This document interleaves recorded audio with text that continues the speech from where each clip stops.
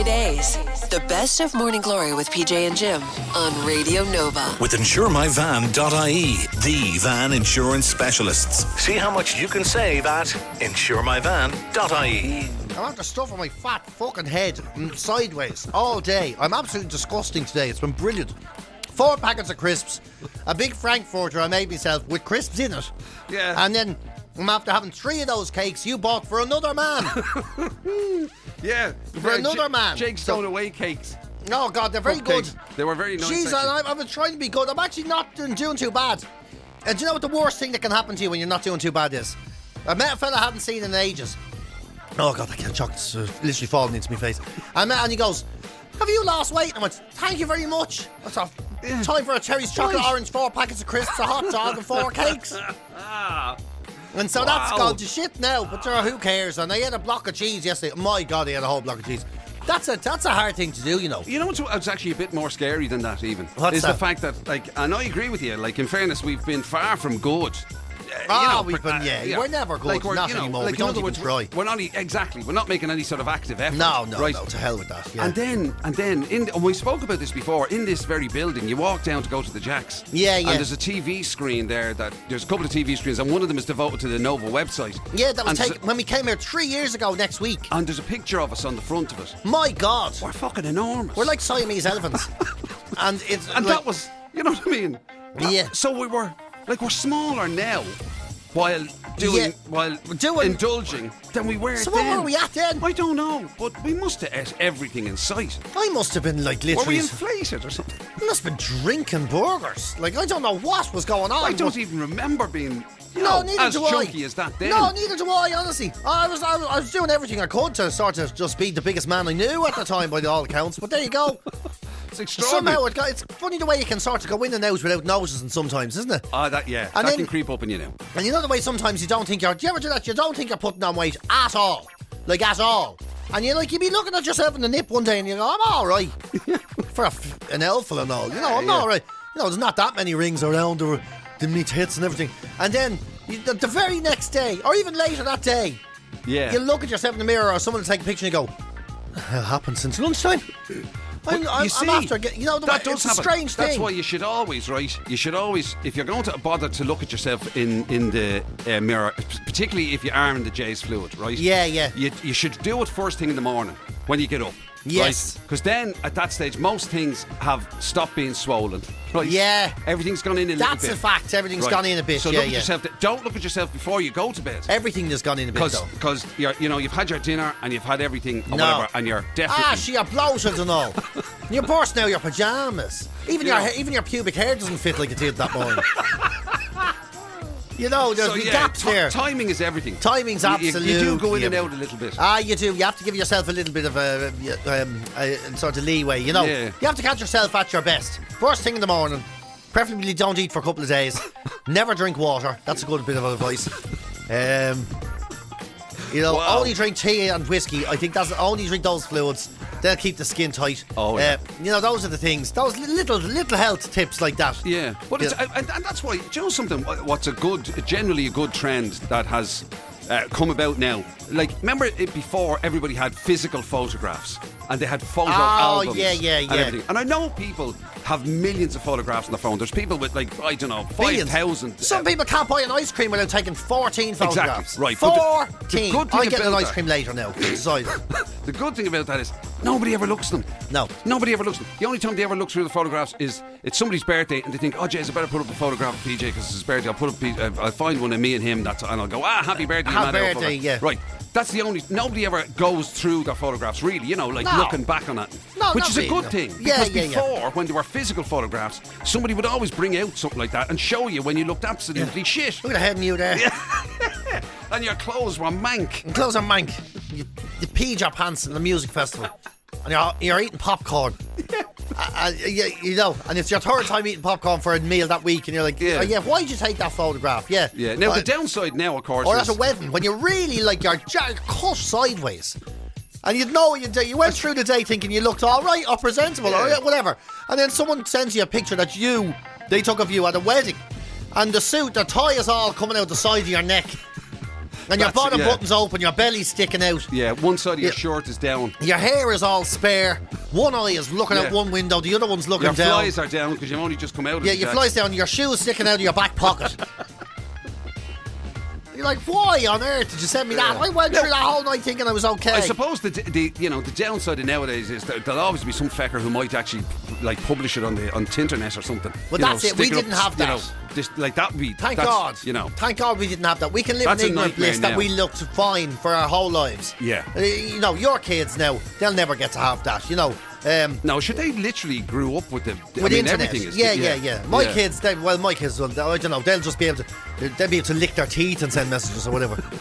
Can't text now. I'm eating, whatever the way it'll be. But that's the way. So they'll never have that. But we have so much of our history that has been forgotten. Thankfully, not just by everyone else, but by us as well. Oh yeah.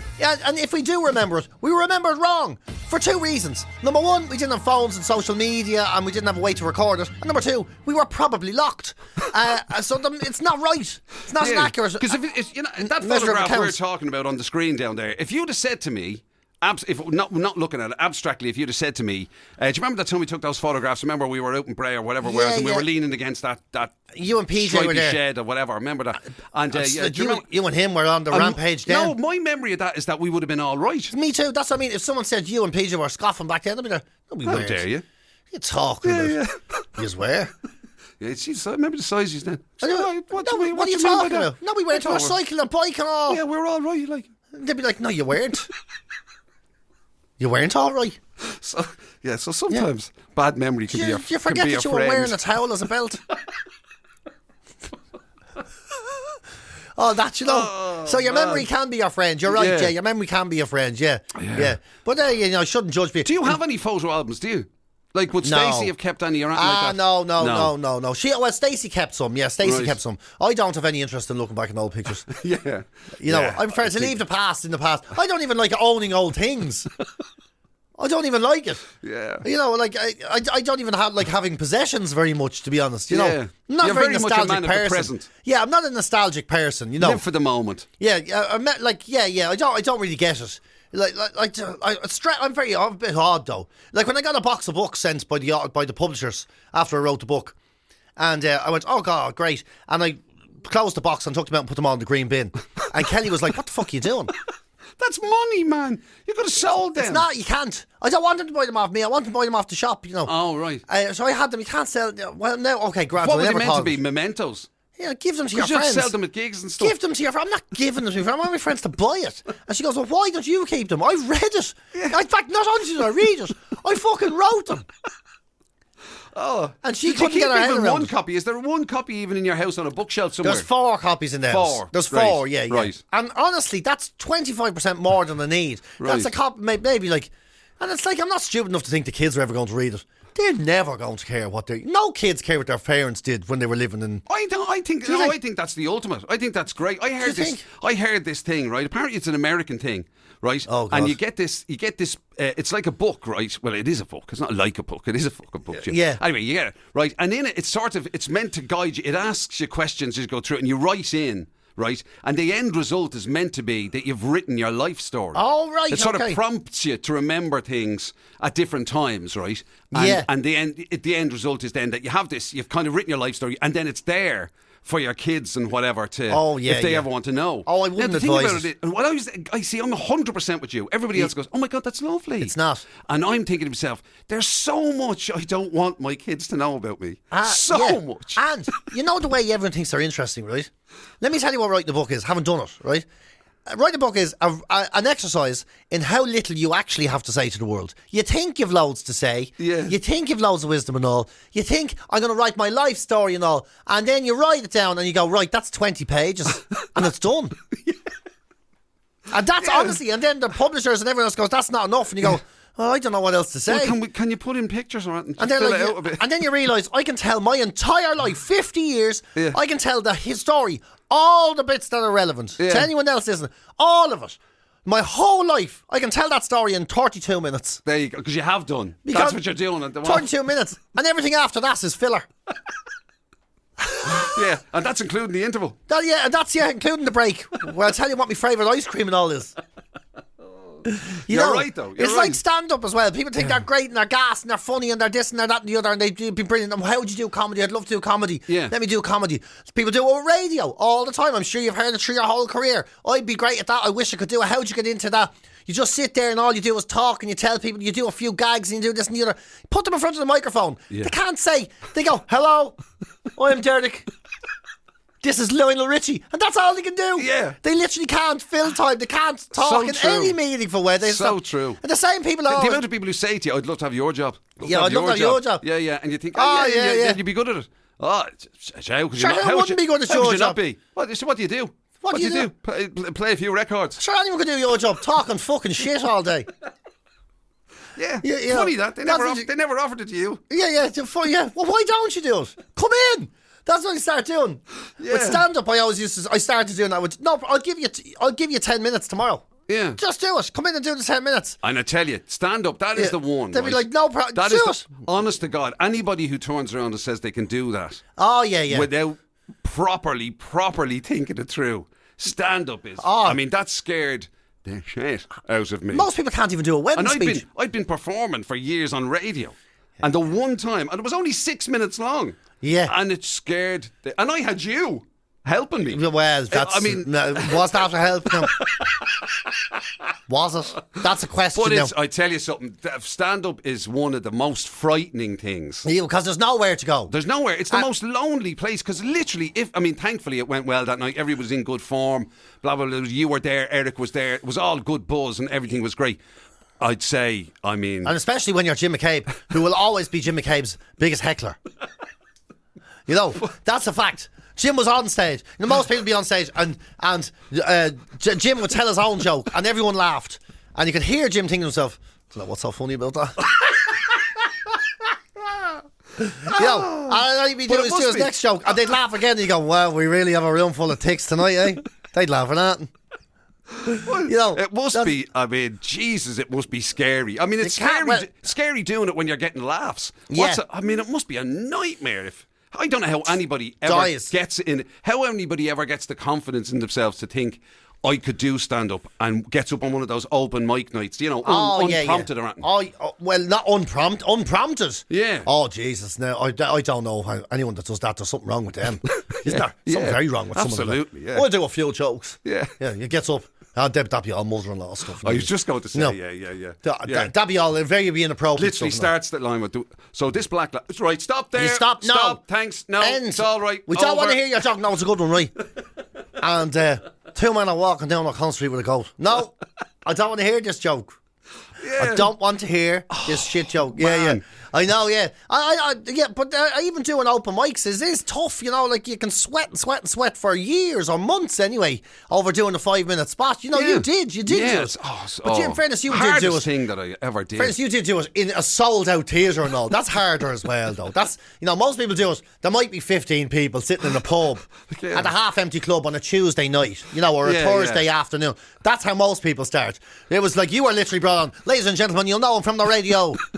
Please put your hands together and hope it goes horrendously wrong for Mr. Jim McCabe. And they are all like, there was like 300 people or something. 350 people, I think it was, wasn't it? The pavilion was full. Yeah. And you walked out and was like, yeah. And then you were like, so anyway, I haven't done this before. You're like, I haven't done this particular incident or joke or anything like this. And now I can't leave for 6 minutes. It was and a long 6 minutes. So, in fairness, you deep ended it. You really deep ended it. But it did feel a long 6 minutes. Yeah, but like, you did the comedy equivalent of showing up at the Monaco Grand Prix with L plates on. Which in fairness, that's a big thing to do. But the weird thing about it is, when you talk about an hour, right? When you were doing touring, right? Yeah. And it had to be an hour-long show. At minimum, yeah. Sometimes an hour and a half or whatever, yeah. And you're thinking no to support, yourself, like, Jesus Christ. Yeah, but I thought that every night.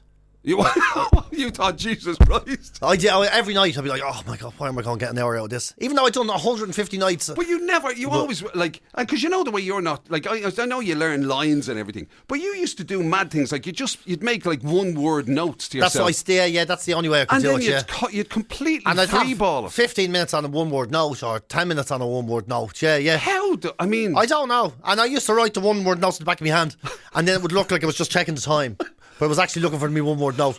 Yeah. And then one day I forgot my watch and I still kept going on stage. What time is it? I'm looking at my wrist. I'm reading them. Didn't even have a watch on. Oh, yeah. Man. Yeah, So you've never told the same joke the same way twice? You would, yeah. It was just sometimes the order and stuff.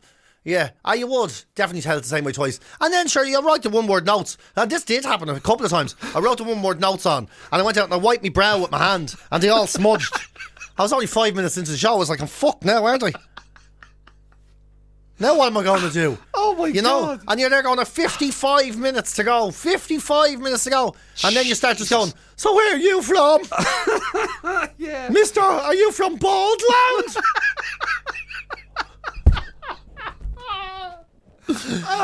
People are like, no, I'm not. Oh, no, I'm from Carlow. Oh, that's not as funny as Baldland. He said, stop that. That's hurtful. Okay. Where'd you get your jumper? You fucking should have a hoodie on, fella. Yeah, you're like, okay, that's just another 54 minutes. Just something. I nearly paid to see you dying on stage. That's actually hilarious. Yeah. Has everyone here been enjoying themselves or sniffing glue outside?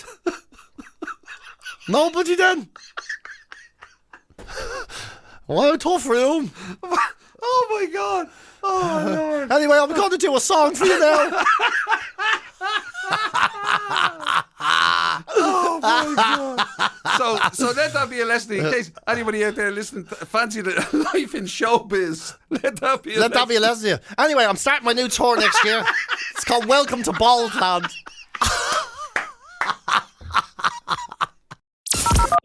GloryDaze. The best of Morning Glory with PJ and Jim on Radio Nova. With InsureMyVan.ie, the van insurance specialists. See how much you can save at InsureMyVan.ie. 1 in 4 people are complete commitment-ophobes in this day and age. 1 in 4 self-confessed now. It's not like they're in denial, but they're afraid to commit to anything. Now that doesn't mean weddings or like their own ones, obviously. But actually other people's as well, or even getting into a relationship, even having a partner. They're like, I don't know if this is right, what if something goes wrong? Some people can't even get a phone contract. They have to do the sort of pay as you go all the time. Some people said they'd never commitment issues. Yeah, to get a phone contract. Yeah, some people say they don't even want their own house because they'd be terrified they bought the wrong one. They'd rather rent as extortionate sort of money than buy their own house. Gym membership is one of them. They're like, I'd love to go to the gym. I'd love to get healthy. But what happens if I buy it and I don't like it? I'm better off doing nothing at all. It's a big thing. People bring it right into their personal life. That's extreme, isn't it? The worst one I saw was a fella who couldn't commit to Netflix. You can cancel it anytime you want. You can literally do it a month and cancel it. You say, no, what if there's nothing there I like, or if I get into it? I mean, it's what is it? I don't know what Netflix is. Is it 15 quid or something like that? Yeah, but regardless, so obviously, these people are saying that it's not necessarily about the money per se. It's the commitment issue. The idea that it'd have to be any sort of what they consider long term. Yeah, commitment. Absolutely commitment. Yeah. To a phone or a Netflix. They can't do it. Mind you, I don't know. I like the way Jim is laughing at this. You ask Jim what he wants for breakfast. He goes, oh my God, what if I buy the wrong one? You're going to buy a nicer one than me, and then I'm going to be upset all day. Oh, I can't make a decision. Some people can't even make a decision. Yeah, but I mean, making a decision, like being faced with a load of choices and having to make a decision. That's true. It's different end of it to committing to it. Yeah. When you treat getting a phone, like buying yourself a phone, the same as you would getting a face tattoo, you start thinking to yourself, it's not that big a deal. Yeah. It's not that big a deal. And that's what they say it is. They say it's nothing to do with how much the thing costs or whatever. It's just it's the commitment. It's the commitment. It's long-termism. I'm going to do something and I'll be stuck to this thing then and I'll never get away and it's going to ruin my life. I'll never stop thinking about it. I won't be able to escape it. Yeah. It's gas, isn't it? I wonder where they draw the line. People just look at cars. There's people go, look at a car. I need a car. I have to get a car for work. There's no public transport where I am. To hell with it. I don't need the job. It's too hard. I can't pick between Renault and Peugeot. There's just too much going on. Oh my God. How did they get through anything? Hard, isn't it? Must be very difficult. Must be a lot of pressure. How do they hold down a job? Maybe they can't commit to that either. Maybe because there's a lot of people jump from job to job to job to job. Yeah. I suppose that's easy to do these days, isn't it? Nobody has a job for very long, But that's more a case of having to than choosing to, really, isn't it? Yeah. Having to move. Having to choose, having to find or jump from job to job. I suppose, yeah. Suppose when you're constantly getting fired. Yeah. Our people are afraid they'll end up in working every day with some idiot they hate and have to see him all the time. And every time you open your mouth, there he is, talking absolute crap. You know, maybe you worked on your own for years and went perfectly well, and then you changed job and they put you with an idiot, someone really, really, really, really annoying. Can you imagine that, Jim? Oh, no. That'd be all, That'd be awful. Maybe you are better off staying where you are sometimes, So, and then you can't get out of it. Sometimes when you go home, he wants to go with you, I've heard. GloryDaze. It's the very best of Morning Glory with PJ and Jim on Radio Nova. We've had a flood of people sending in stuff that they had misheard lyrics on. There were so many brilliant ones. Some of them, sadly, can't be repeated on the radio. Stuff like that. Of course not, yeah. It's amazing how people's minds always seem to wander towards the filth. But what I don't get is, like, did they really think that those were in the song? Yeah.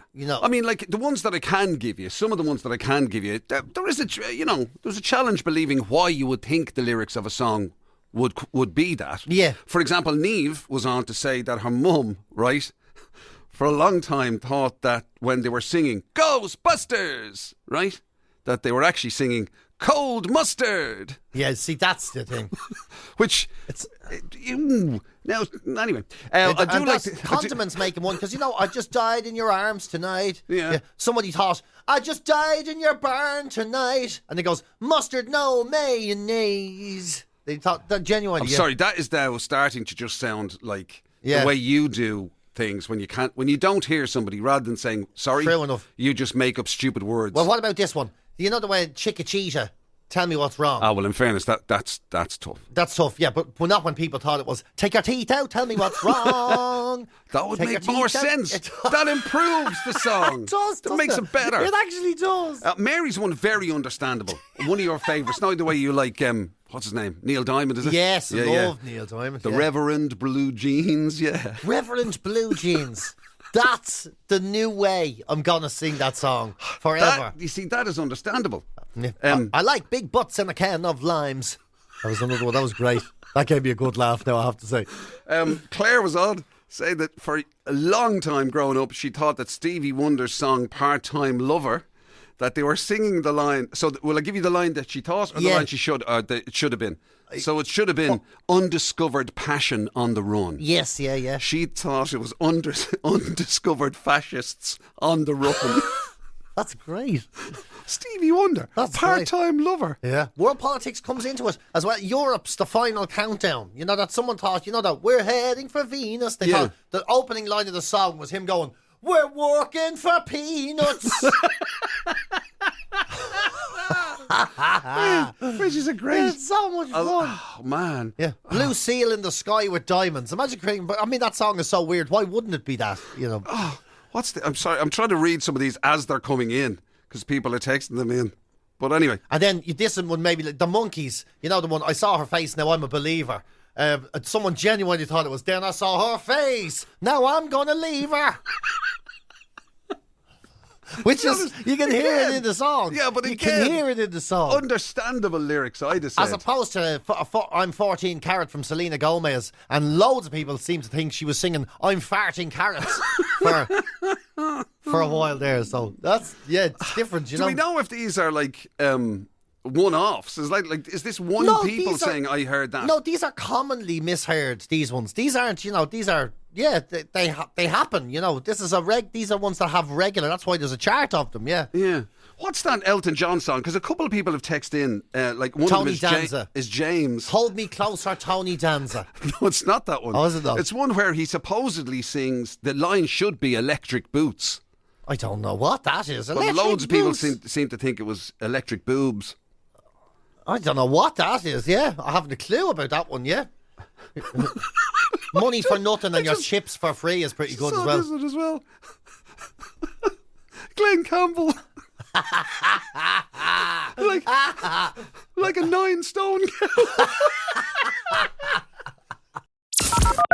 GloryDaze. The best of Morning Glory with PJ and Jim on Radio Nova. With InsureMyVan.ie, the van insurance specialists. See how much you can save at InsureMyVan.ie. let's face it, the beard thing has come into fashion in a big way, or Oh, certainly hugely. did. I didn't realise it was still as big. I thought it had faded a little bit. I thought it was. It's about 10 years now since people started deciding they wanted to look like lumberjacks in coffee shops, The right? beard thing became very big. It Yeah, was like, yeah. you know, the kind of all variations of the beards, you know, and moving on from the designer stubble of the, what was that, the 90s or something or whatever. All of that. The actual beard became a thing. Yeah. I tell you, I didn't realise it had gone to this level. No, neither did I. I thought turkey teeth and hairlines had long replaced the humble do-it-yourself beard.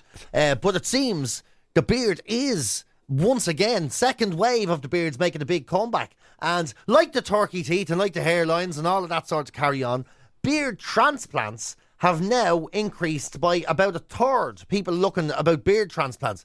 So all of a sudden now, you have the new Delph and your teeth are as white as the back of your Gmail, right? And then you have your new hairline, but you go, I just look a bit bum fluffy. You know, I want to grow a proper beard or a proper moustache, I can't.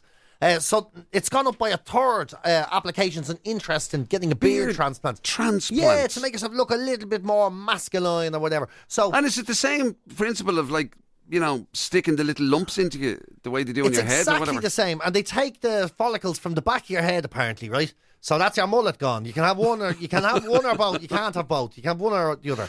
And they put them into your face, so you get more coverage and it grows a little bit better, and so you can get your beard, the beard you've always wanted. Right. You know, maybe you've looked at yourself and says, I hate my smooth face like a baby's bottom. I want to have a big Burt Reynolds moustache, or I want to have a Grizzly Adams, or maybe even a Jerry Adams. I want to have all of them. One of the Adamses. One of the Adamses. Maybe you want to be like Ronnie Drew. Who knows what your motivations are, but it's becoming more and more. It's a bigger thing. Costs a fortune. I suppose I shouldn't really be surprised. I mean, it's just another part of it. It's another cosmetic procedure. It's just I never thought about that. The idea of getting a beard transplant. Never thought of it. Like getting like extra hair on your face. I suppose. Well, You can. What? You can grow facial hair. Yeah, not the stuff I want though. No, it just goes. It just do. grows grey. I know, but like, look It at my makes me face. look even older. Doesn't it? My face looks like a dog's after having an operation. Do you know the way that happens? It's like a big hole, patches, where it looks like I maybe got stitches in them or something. If I try and grow it. Wow. It's ridiculous. Like, even when doing young offenders, I give it. You don't have particularly, it's like you still have your hair, but you don't have a particularly strong hair growth Not elsewhere at in all. your body. Like, No. you're not hairy chested or anything. I'm so Japanese in my chest. And I had to grow my moustache for young offenders. 3 months I'd be growing it. Yeah. 3 months. And then they go in and they have to colour it in with hair dye and eyeliner and everything. So it looks like a man's moustache, you know. Yeah. So it doesn't look like, because I still look like a teenager that's walking around going, can I have a packet of smokes or something when I grow a moustache? I don't look so I guess maybe it's aimed at people like me who are into it. Right. But I hate shaving and everything. I consider myself lucky that I can't grow. Yeah, you see, a proper beard. that is the thing, you know, like when you were a kid and you thought, somehow weirdly, you thought that, shaving would be cool. Yeah. And Then you're forced to have to do it because, nature takes over and then it just becomes the biggest pain in the backside. It does, yeah. And taking follicles off the back of your And head you think it's seems bad for you. counterproductive. Imagine what it's like for me. I have to do my entire head. I know. I've got way more coverage. When You know Jim what I mean? shaves, he looks like a huge earbud. All the shaving cream. That's true. I actually look like something else. It's like like Skeletor. He answered the door once. There was a door-to-door salesman. And he answered the door when Jim was shaving. And a fella thought he was wearing a white balaclava. Yeah. Take the stuff. Take it. No charge. No charge. It's true. Yeah. And it's the gas. Like, I just think having to take hair follicles from your head where your actual hair grows, to put it in your face, seems counterproductive to me. You know, so many men would do it the other way. If you could take them from somewhere else, like, you know the way this the day and age, it's a bit rude if you don't have a shave in the trousers of some description. Like, you know what I mean? If you could take them from there and put them into your beard, Wow, it'd be better. That'd be interesting. It'd So be you're better. saying That's what I'm saying. It'd suit everyone. if you had nether region hair, if they Yes. transplanted You nether could put region that hair on to your chin and everything. to your chin, yeah. You know, because essentially it's all the same, isn't it? Or is it the same? Well, I don't know. Would you grow a big bush on your chin or something, and people would be there going, "Oh, would it all?" I don't understand the difference now. I'd have to ask a surgeon about that. Yeah. Yeah. You'd probably be leaving yourself wide open to a lot of unfair nicknames now Imagine. off the back of that. That actually sounds like something Jake Stevens would do. Yeah. I want you to take that out of me trousers and put it on me chin. Wow. I want to do that. Because it's styled so well there. I'd love to have it on my chin. I mean, like, I assume the people who do the transplant thing, they must want, obviously they want that look. You must look. You obviously have beard envy of some description. Yeah. I don't know where you're getting it. Maybe this time of year, maybe people are watching religious things, Easter and all. And they're looking at all the apostles, going, "Rage!" And look at them. The they apostles. look deadly, so they do. Yeah. That'd be weird, wouldn't it? What, Remember back in the day, people used to walk into hairdressers with pictures of celebrities or pictures out of magazines and say, Brad "I want Pitt my and hair, everything." Yeah, my hair to look a go bit in like with a that." picture. That's Jesus. It's not actually. That's Saint Luke. Yeah. I was going to go for the Jesus, but somebody put me off and said St. Luke would be better for you. Yeah, that's his picture from the Gospel for the Pharisees to the Epistles. And I was just wondering, could I get that beard done?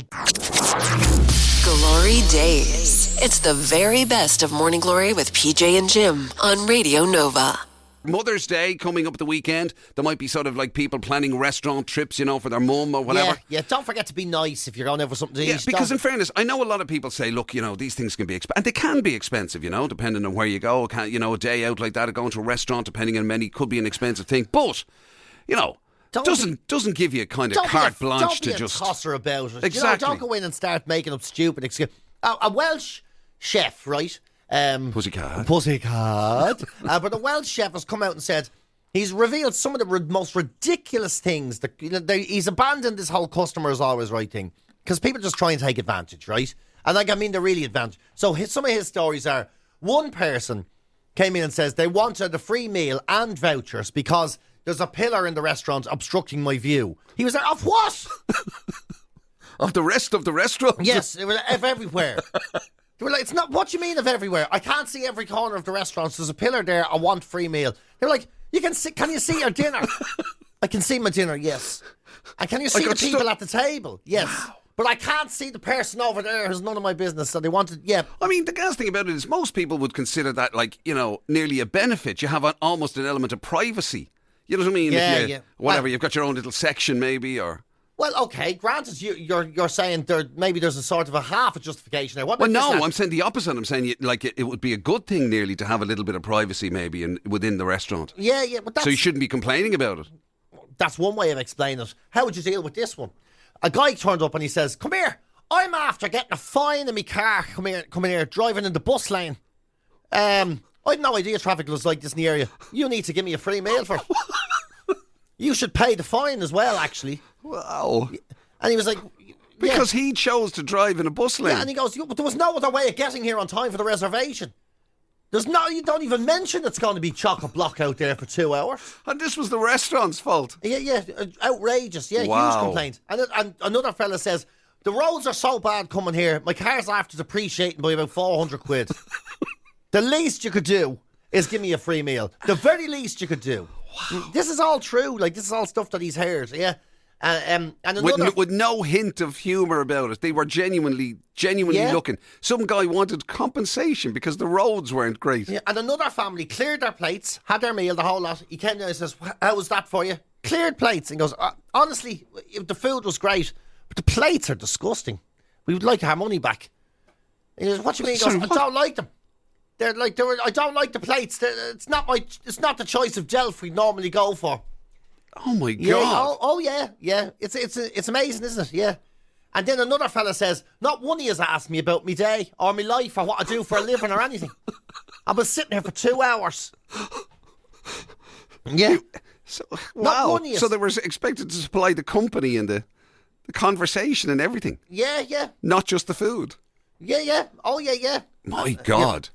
Yeah. And a glass was taken off a child, and one says, "You owe me money now for that. I want to get a free meal." I'm trying to teach that kid the dangers of a glass by letting them run around with it. And they were saying, God.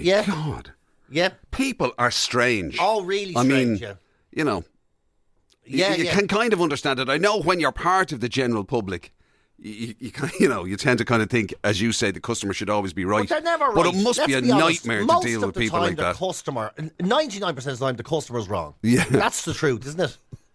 Most of the time. Well, every version you've come up with, certainly they're wrong. Yeah. Somebody asked for a tomato soup without tomatoes. And then when he says it couldn't be possible, he says, "Well, that's just outrageous. Is there anything you can do?" He said. You've been listening to Glory Days, the best of Radio Nova's Morning Glory with PJ and Jim. Catch the show live weekdays 6 to 10 on FM, online at nova.ie, or on the Nova app.